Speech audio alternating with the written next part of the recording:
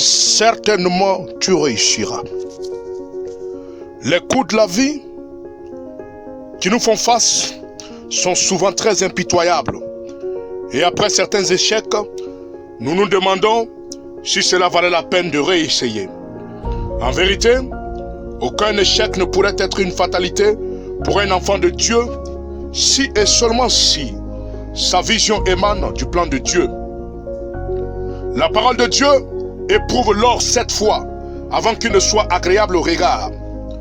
Lorsque Samuel alla oindre le roi David chez Isaïe le Barthélемite, il se trompa à plusieurs reprises et c'est à la 7e fois qu'il oignit David, quoiqu'il était un prophète avéré.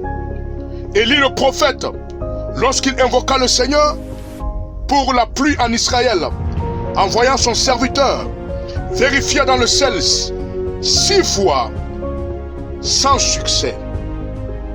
Mais cela ne le refroidit point. C'est au 7e tour qu'il eut gain de cause. Loin de moi, le fait de vous amener à tolérer l'échec répété ou cyclique. Mais juste vous rappeler que votre succès se trouve au bout de votre persévérance. Romains 5, versets 3 à 4. Je cite. Bien plus nous nous glorifions, même des afflictions, sachant que l'affliction produit la persévérance. La persévérance produit la victoire dans l'épreuve. Et cette victoire dans l'épreuve produit l'espérance. Bien-aimés, certains échecs nous rendent plus forts et plus sereins pour affronter efficacement les montagnes les plus coriaces. Dieu permit que Josué échoua devant une petite ville s'appelant Haï parce qu'il voulait que Josué se corrige de certains tares et se défasse de ceux qui s'appelaient Akan dans son équipe. Le combat devant eux était colossal parce qu'ils devaient combattre une coalition de rois. Josué 9, verset 1 à 3. Les échecs, quelle que soit leur origine ou leur nature, nous appellent à nous corriger, nous repentir et à acquérir plus d'expérience. Dans tout échec, il y a une leçon à retenir. Cherchons-la et prenons note. Interrogeons la parole de Dieu pour la corriger. Toute chose concourt au bien de ceux qui aiment Dieu, dit-on. Dieu sait exploiter tes échecs en avantage, tes douleurs en joie, tes pleurs en rire, comme il changea les eaux amères de Mara en des eaux douces. Exode 15, versets 23 à 25.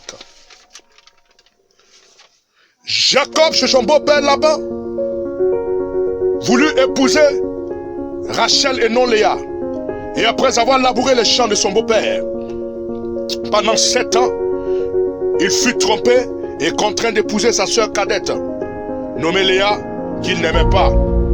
Il lui fallut travailler 7 autres années encore pour pouvoir épouser Rachel. Cependant, voici un paradoxe. C'est Léa qu'il n'aimait pas qui lui donnera les enfants les plus importants dont portent les tribus d'Israël: Juda, Lévi et Issachar. Juda, c'est la louange de Dieu, le cœur de Dieu, l'ancêtre de David, l'ancêtre de Jésus, le siège de la royauté. Lévi, c'est le sacerdoce, la famille des Lévites, les sacrificateurs. Issachar, c'est l'âne robuste des étables, la tête pensante d'Israël, qui connaît discerner les temps.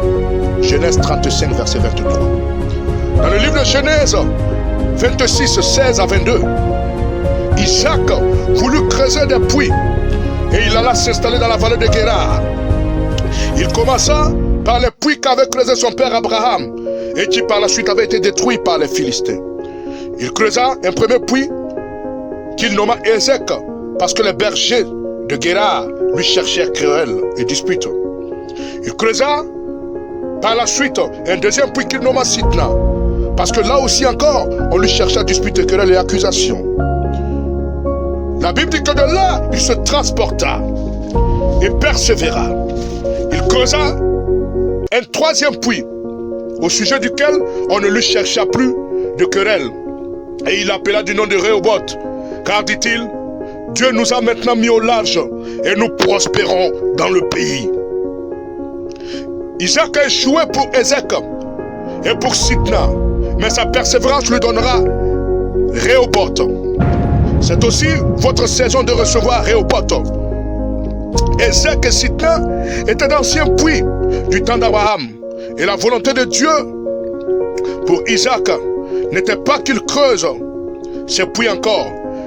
Mais la volonté de Dieu pour lui était qu'il aille de lui-même et qu'il se transporte, qu'il change de dimension, qu'il change de localité, qu'il change de point, qu'il ne s'attarde plus sur les œuvres que son père avait déjà faites, qu'il ne s'attarde plus sur les œuvres mortes de son père, mais qu'il avance pour trouver un nouveau terrain. Et c'est là qu'il creusa Rehoboth. Rehoboth est une nouvelle page imprimée au nom d'Isaac. Dieu veut aussi imprimer ton histoire. C'est maintenant que ton histoire s'écrit.